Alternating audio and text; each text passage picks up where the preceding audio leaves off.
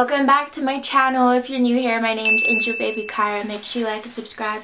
Go follow me on Instagram and TikTok. Thank you for, I think it's now 16K on TikTok. I have been manifesting 10K for 2023 and I can't believe that I made it. So thank you for being here. Thank you for everyone who subscribed, who's following me on Instagram. But today, since there are a lot more angels here, I thought I'd do a Q&A and I asked you guys to leave questions for me in the comments and TikTok on my TikTok story. And I have a question sticker thing on Instagram. So if you want to ask me more questions, make sure you don't miss the opportunity when I ask on TikTok and Instagram especially. So I did the questions into categories. I picked some to answer. I put them in categories to make it more organized, I guess, if you want to skip to a certain part. The categories are fashion, music, LA, relationships, and beliefs. So the first one is fashion. The first question is, who are your fashion inspirations? Obviously, Melanie Martinez is a very big fashion inspiration, but more recently I've been really liking things that are camp or things that are weird, I guess. I just really like fashion because it allows me obviously to express myself. That goes with fashion and makeup. I really like doing things that I don't know, that are weird and that make people be ew, what the fuck is that? You guys get what I'm saying?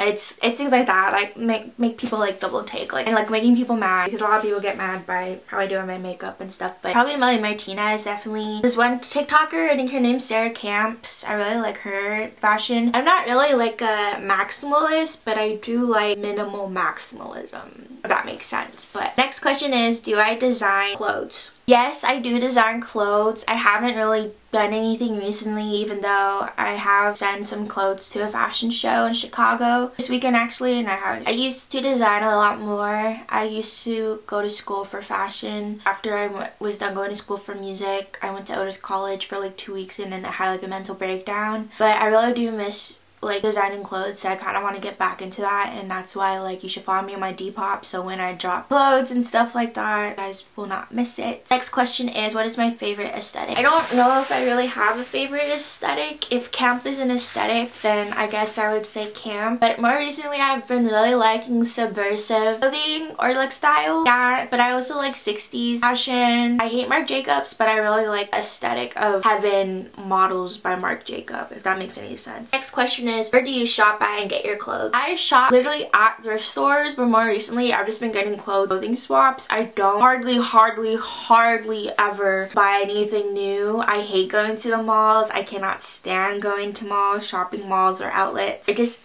don't know, I just hate it. So I thrift literally everything, and shoes too. I think shoes are probably the only things that I will ever buy new. But even then I feel bad for paying full price for shoes. If shoes are over $15, I feel bad. Or if a clothing item is over $15 and I feel bad. So I try to thrift and go to clothing swaps as much as I can. Next category is music, which obviously has a lot of questions. So the first one is, how do I deal with hate, and advice on dealing with hate. I think a lot of people criticize me with the way that I deal with hate, which is, one, I just keep making music, and two, it's just I'm you guys are literally stupid. I don't know, I just use it as a way to motivate me. I reply with me singing more songs because it makes people mad. You have to evaluate your intentions. Are you doing this to get validation from people, from strangers, or are you doing it for the sake of creating art? And that's something that's I remind myself, I'm doing this to create art. I'm doing this for myself. Above anything, I'm doing it for myself because I need to create literally every day. I have so many things that I want to do in my brain, and there's not enough hours in the day, and plus I have to work and make money right now. So it's just reminding yourself that you, above everything, you are the most important. It doesn't matter what anyone else says, you are the most important thing. I feel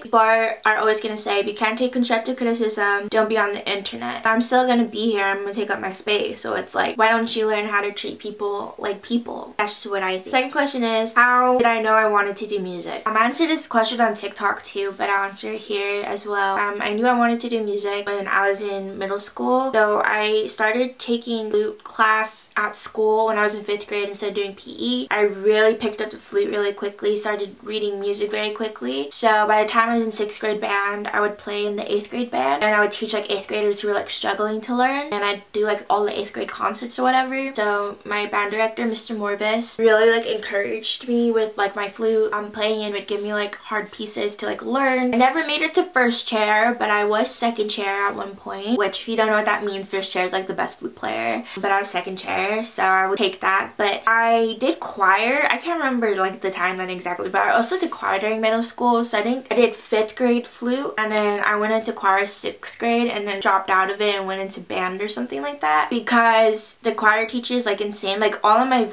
most of my vocal teachers have been literally insane besides my high school choir director. Vocalists just like, I don't know, but vocalists are really weird and very just, I don't know. I don't like vocalists. Anyway, so that was that, and that's when I knew I wanted to do music. And when I got into high school, I did choir for 2 years, my last 2 years of high school, and my choir director, shout out Mr. Brown, he really helped me find like my voice and really encouraged me to like try out for auditions. Yeah, and when I was 12, that's when my dad got me my first guitar, so I taught myself how to play guitar. And by the time I got into high school, I learned enough chords where I could like audition for things and stuff like that. I really liked doing it. And I remember like senior year when we had like choir or whatever, we would like we said like what we wanted to do, and I don't know why I'm brain farting. We said what we wanted to do, and I said I wanted to do music, and I just remember that moment and my choir teacher, Mr. Brown, telling me that I have a gifted voice, and it was a very impactful moment for me. Like, I thank a lot of my teachers who encouraged me to do music. I really thank them for encouraging me to do it, because I really remember those moments where they told me that I had a gift or that I was talented, or that was just very encouraging. And when I'm in these moments of when people like saying awful things to me, I really do think about when Mr. Morvis told me that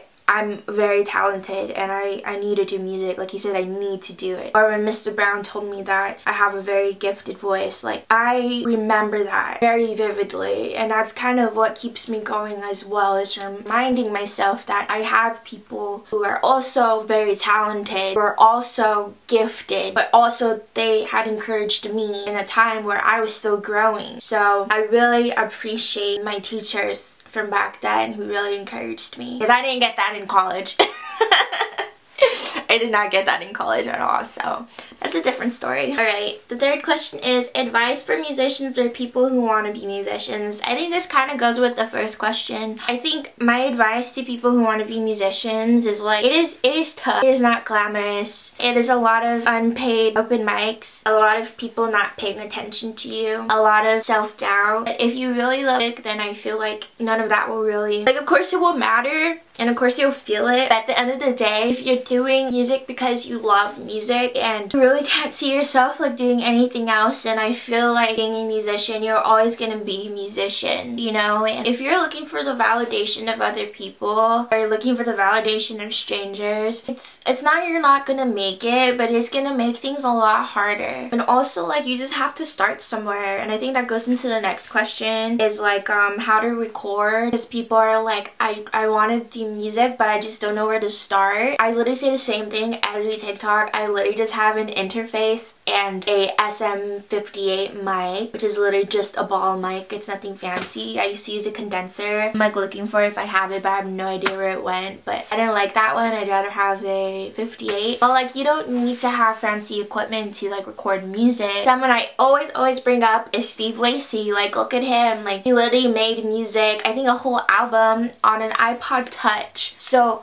literally the only thing standing in your way is yourself, because at this day and age, like, literally anyone could be a producer, anyone could be a musician. If you have a phone, then like, you literally have everything that you need. To be honest, like, that's how I started making music. I wasn't like acoustic guitar, and that's how kind of I started making music, was literally on my Android phone before I switched over to iPhone. And like, I would just like put samples together, and just like, that's kind of how like my song Retrograde started, was literally off of a beat off of BandLab. I recorded the vocals on BandLab until I literally could like get into an actual studio and record it, and it all of a sudden turned into like alt rock for some reason. But like, literally you can like do it. Like, you just have to do it. Like, you just gotta just put some stuff together and sing over it. Your lyrics don't even have to make sense. Like, just get something out, just create something, and don't like overthink it, because a lot of my friends that are musicians, they overthink things, and it's just like, you're gonna keep redoing this part, you're gonna keep going back to this, you're gonna keep doing a retake of this one vocal, you're gonna keep doing a retake of this bass line, but it's like, for how long are you gonna keep doing that? And then it always gets in some folder that you put away, and I do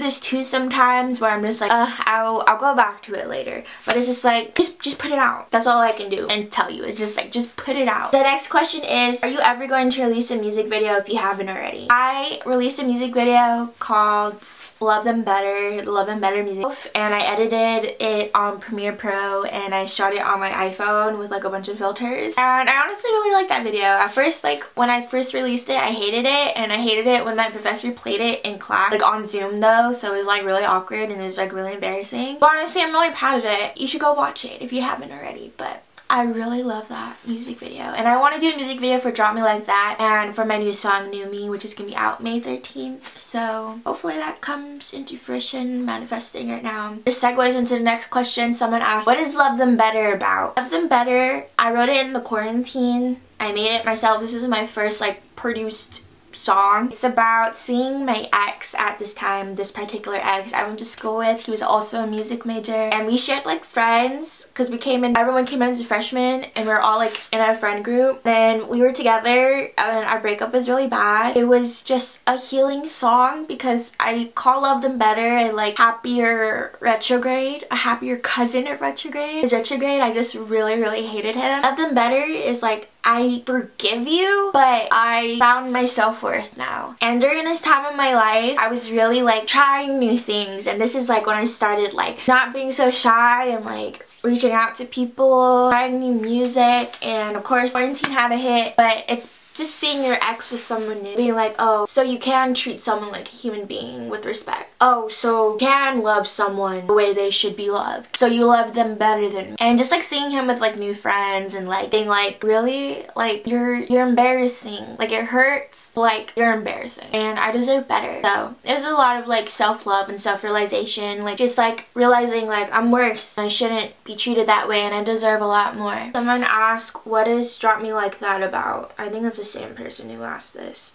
Drop Me Like That is a friendship breakup song, and I wrote it also towards the end of quarantine, I think. I don't really remember when I wrote it. It went through a lot of cycles. Went through a lot of demos until I finally brought it into the studio. It was just written on 2 chords that I did on guitar, and I sent it to my friend Andrew. Kind of like messed around with it, and then we finally got in the studio eventually. But like we're good now. I love Brenda. Shout out Brenda, I love you. And she knows it's about her, and I feel so bad. I'm like, I need to write you like a happier song, but it is low-key a banger if I do say so myself. Like it's one of my proudest songs I've ever written. I feel like a lot of people can relate to it, because I don't think a lot of people talk about friendship breakups, and like friendships are really like important to me. So when it happened, I was devastated. I couldn't eat, I couldn't sleep. Like it was literally like I was going through a breakup, but I feel like people need to talk about it more. But that's what Drop Me Like That is about. It's about a friendship breakup. Of course, I have to answer the question, who are my musical inspirations? Obviously Melanie Martinez. I really love Lana Del Rey, Doja Cat. I love Poppy, Joji.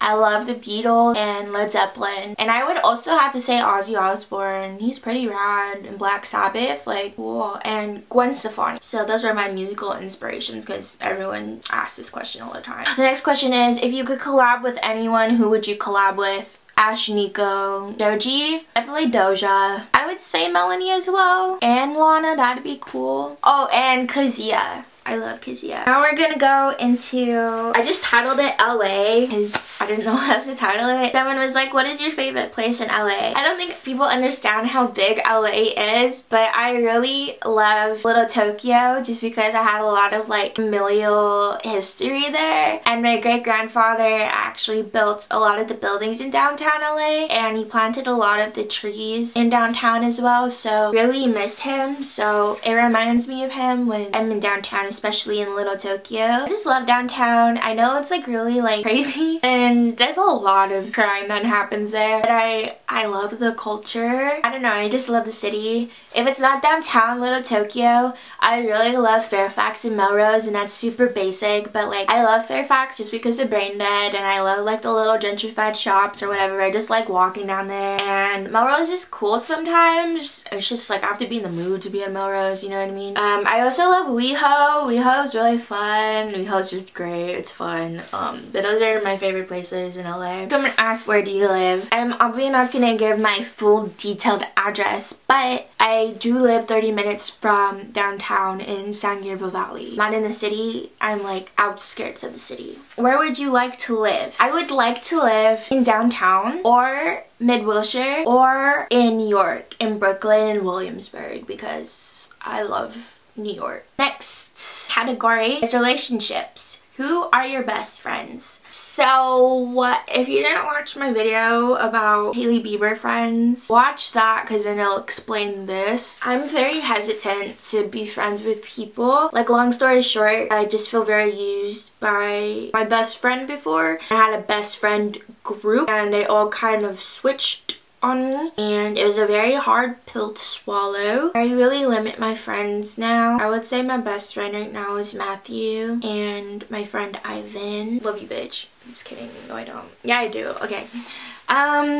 Yeah, I don't really have a lot of friends, to be honest. I met my friend Bianca on TikTok. Love her. Yeah, I feel bad if I forgot someone, but I think that's pretty much my friend group, or who are my friends. Second, are you in a relationship or do you have a boyfriend? I'm not in a relationship right now. I don't really feel like being in one, I guess, right now. I'm kind of just doing things that make me happy, and it's kind of hard when you're a musician or like an artist or creative, because then it's like when I was in a relationship I didn't really have like time to like create videos to edit, because I'd like, you know, I'd want to spend time with a person. So no, I'm not in a relationship right now. But okay, the next category is beliefs.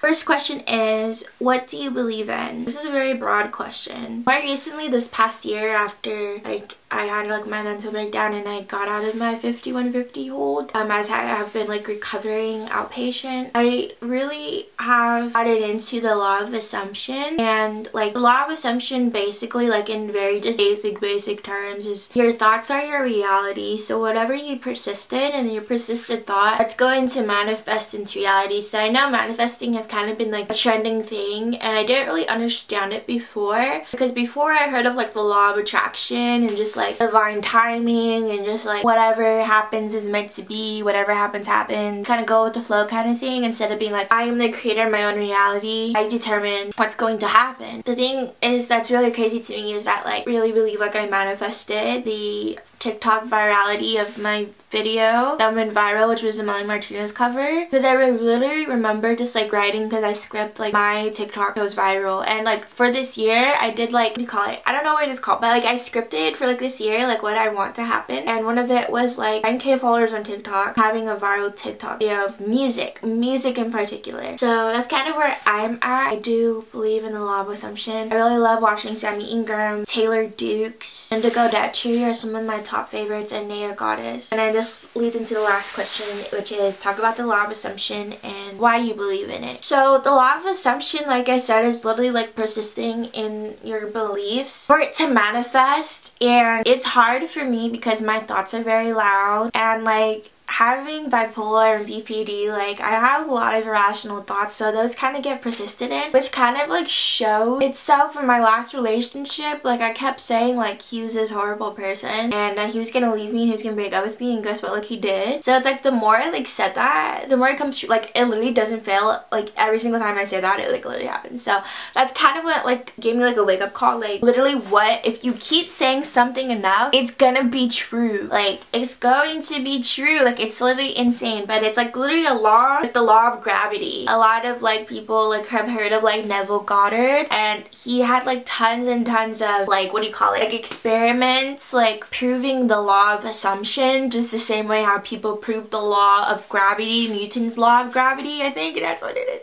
Anyways, so it had a lot to do with like quantum physics and things like that, but I really love just listening to like what do you call it, like affirmation tapes. They really calm me down from like spiraling, but that's kind of just where I'm at right now with my belief system, and like law of assumption really has helped me like through a lot of things. That's pretty much the questions I'm gonna be answering for this Q&A. I kind of wanted it to be shorter, but I'll do another Q&A once like obviously there's like more people and I'll do like questions, or maybe I'll just do like a video just pertaining questions to music, pertaining questions to fashion. I know a lot of you guys ask that kind of stuff, so maybe I'll do a video for that, not really pertaining to myself, but just like general questions about a certain creative topic, or if you want me to like talk about something else, then like I'll do that. But yeah, I hope you guys enjoyed this video. Let me know what you guys think, and if you have more questions, leave it in the comments and I'll try to save it for the next video. And I'll see you guys next time. Bye! You try so hard to be different, so stuck in your own head.